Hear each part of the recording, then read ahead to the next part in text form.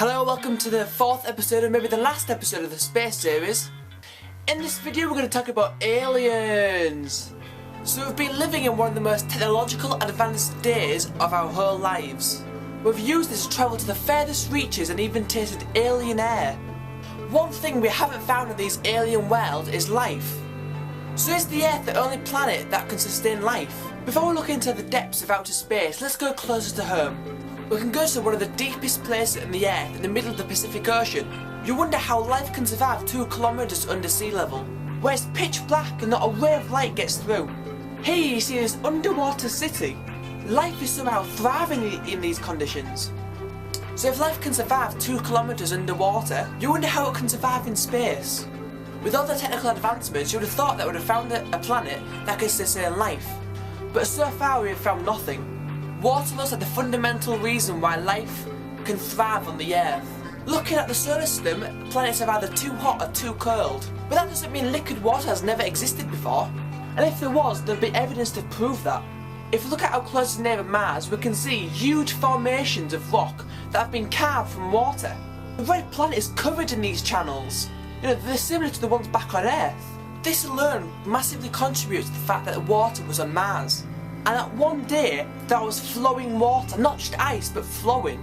The only way to look at Mars into more detail is to send robots out there to explore the land. And in the last 40 years, we've sent 6 of those. And actually, one of those is still roaming to this day. The rover found basics of the evidence of salt. Now, to make salt, you need calcium, sulfuric acid, and water.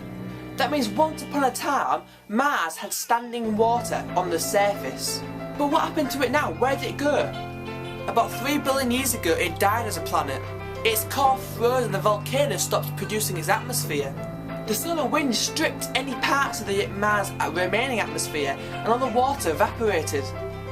This made Mars too close to support life. Jupiter has a vast network of moons. One of those moons caught our eye though. Europa. Its surface is one of the most smoothest in the solar system. It's an unbroken shell of ice, though it's etched with these red lines. Europa chills at around minus 140 degrees Celsius. Though this looks like an unlikely home for life, looking closer at Europa you see surface features. That tells you what's happening under the surface of the ice. You see here these cracks that cross the surface. And if you look closer you can see the ice is broken into icebergs, which have all been jumbled up together. We actually see this back on Earth.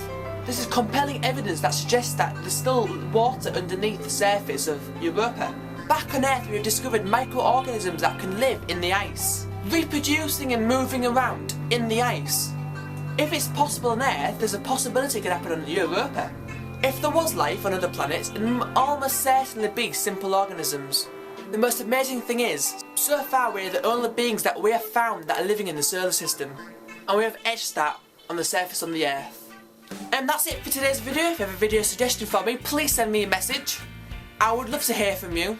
And until then, I will see you guys later. Bye for now. Bye bye.